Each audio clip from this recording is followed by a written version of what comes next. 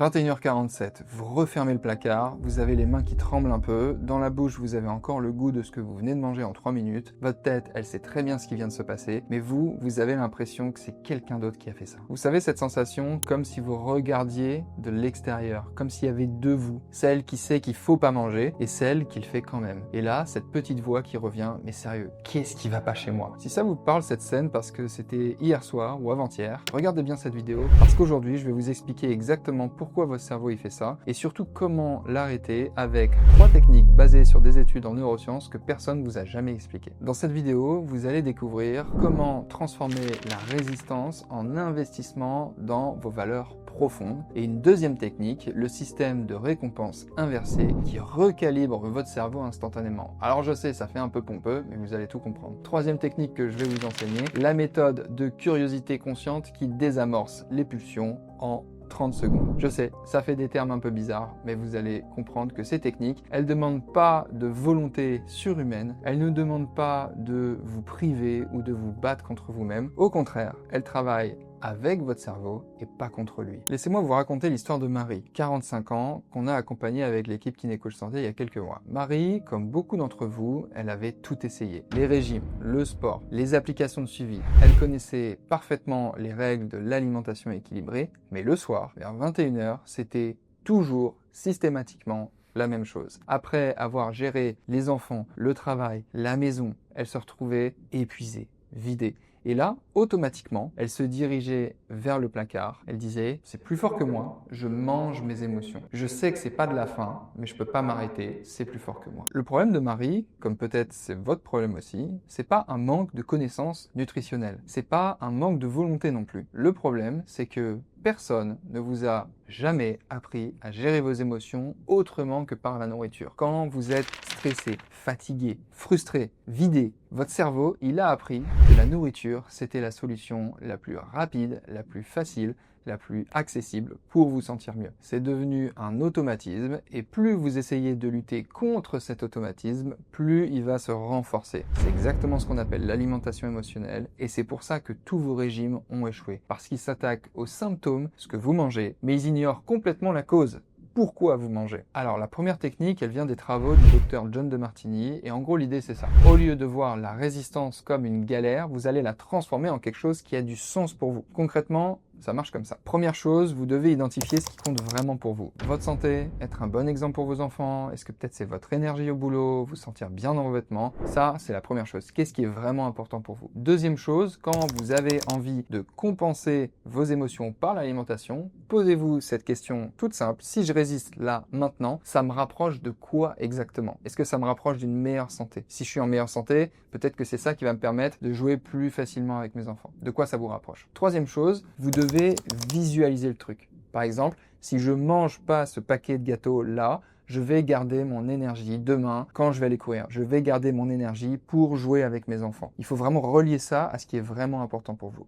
Et pourquoi ça marche? Tout simplement parce que votre cerveau, il déteste faire des trucs qui servent à rien. Et quand votre cerveau va comprendre que résister, entre guillemets, ça sert à quelque chose d'important pour vous, là, tout d'un coup, c'est plus de la volonté, ça devient de la motivation qu'on appelle la motivation intrinsèque. Ce qui part de vous, ce qui est vraiment important pour vous. Imaginez, résister à une envie, c'est plus un sacrifice, c'est un investissement direct dans la meilleure version de vous-même, dans la nouvelle version de vous-même, celle que vous essayez depuis des années de devenir, dans ce que vous voulez vraiment devenir. Là, résister, ça devient carrément quelque chose d'identitaire presque, quelque chose qui va vous amener vers là où vous avez envie d'aller. Donc c'est ça qui crée la motivation qui vient de l'intérieur, et c'est beaucoup plus puissant. C'est pas juste résister. Donc ça, c'est la première technique. La deuxième technique, elle est basée sur les études de Schmeichel en 2010 sur le self-control. Et bon, en gros, l'idée, c'est d'associer vos comportements impulsifs à une petite conséquence immédiate. Mais attention, pas punitive, hein. Une conséquence qui va vous réaligner avec ce qui est important pour vous. Première étape, vous allez choisir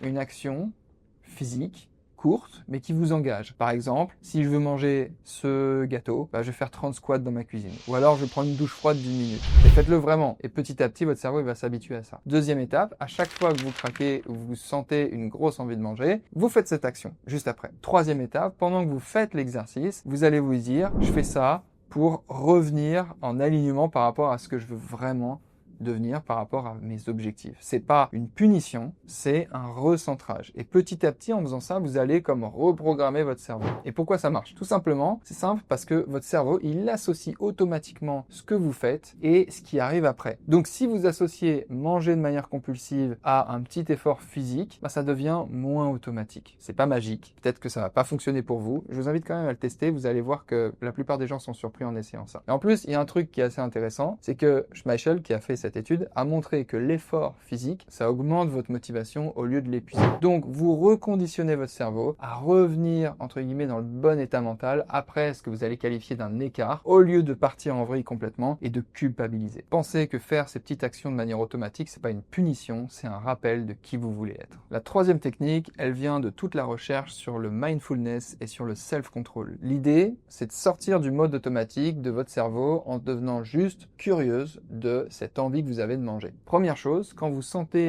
monter une envie de grignotage alors que vous n'avez pas vraiment faim, arrêtez-vous 10 secondes. Comptez jusqu'à 10. Faites 10 respirations, tout simplement. Deuxième chose, vous allez vous poser ces questions en silence. Qu'est-ce que je ressens vraiment maintenant? Juste, qu'est-ce que je ressens? Est-ce que c'est de la colère? Est-ce que c'est de la tristesse? Est-ce que c'est de la culpabilité? J'ai envie de manger, je me pose, je réfléchis, je respire. Qu'est-ce que je ressens vraiment là, tout de suite? Est-ce que j'ai faim ou j'ai juste besoin de réconfort? Est-ce que je suis en train de fuir quelque chose? Vous allez beaucoup en apprendre sur vous-même. À ce moment-là, c'est super important de respirer profondément, d'observer vraiment ce que vous ressentez, observer la sensation, sans chercher forcément à la faire partir, juste d'observer. Et en général, l'envie de manger, elle va passer ou elle va vraiment diminuer après 30, 90 secondes. Et pourquoi ça marche? C'est ce qu'on appelle en neurosciences le système 1 versus le système 2. Le système 1, c'est réactif, impulsif. Et le système 2, c'est rationnel, observateur. Donc quand vous observez une émotion, elle perd de son pouvoir parce que votre cerveau, il adore analyser. Vous recréez un temps de pause, un espace de liberté, une reprise de contrôle de la situation. Et au lieu de lutter contre l'envie de rester dans le côté émotionnel, il faut juste la regarder, devenir l'observatrice de ce qui est en train de se passer. Et juste ça, ce petit recul, ça suffit souvent à ce que cette envie émotionnelle, elle perde tout son pouvoir. Alors je sais que peut-être, en visionnant cette vidéo, vous êtes en train de vous dire « Oh là, ça semble un peu compliqué ce truc, j'ai pas le temps de faire tout ça, et puis est-ce que ça va vraiment marcher sur moi ?»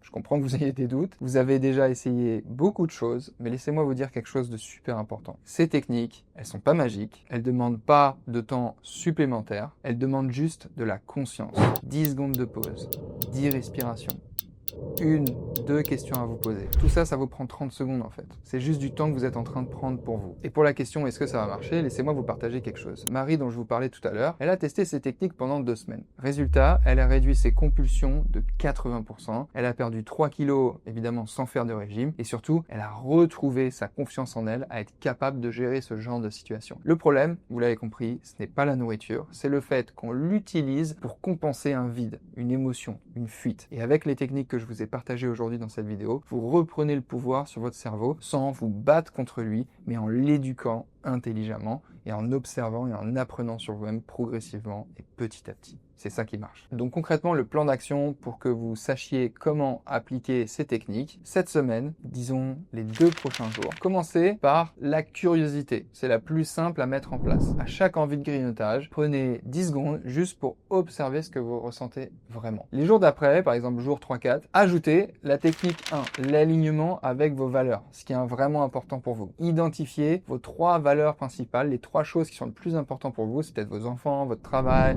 l'accomplissement, le fait de se dépasser, la performance. Trouvez ce qui est vraiment important pour vous et connectez chaque action de résistance à ces valeurs-là. Jour 5, 7, intégrez la technique numéro 2, la récompense inversée. Choisissez votre action physique et appliquez-la après chaque écart. La semaine prochaine, combinez les 3 techniques. Utilisez-les en fonction de la situation. Plus vous allez les pratiquer, plus ça va devenir facile, plus ça va devenir naturel. Si vous voulez aller plus loin et découvrir comment notre méthode de rééquilibrage émotionnel peut vous aider à vous libérer définitivement de l'alimentation émotionnelle, je vous invite à réserver un bilan gratuit. Ce bilan, c'est un appel de 45 minutes avec un ou une coach de notre équipe. Et l'objectif, c'est de faire le point sur votre relation à l'alimentation, de comprendre les déclencheurs émotionnels et de voir comment nous pourrions vous aider en appliquant notre méthode de rééquilibrage émotionnel, ce qui va vous permettre de retrouver une relation saine avec la nourriture, de vous réconcilier avec l'alimentation et bien évidemment de débloquer votre perte de poids. C'est totalement gratuit, ça n'engage à rien et ça peut vraiment changer les choses pour vous. Donc pour réserver gratuitement votre rendez-vous, le lien est en description de cette vidéo. Et si cette vidéo vous a aidé à comprendre un peu mieux votre relation à la nourriture, mettez un petit pouce en l'air pour soutenir la chaîne, ça permettra à d'autres personnes de voir cette vidéo, partagez-la à quelqu'un que ça pourra aider. Et moi je vous retrouve avec le sourire, avec le même plaisir dans une prochaine vidéo. Prenez soin de vous, c'était Charles, bye bye.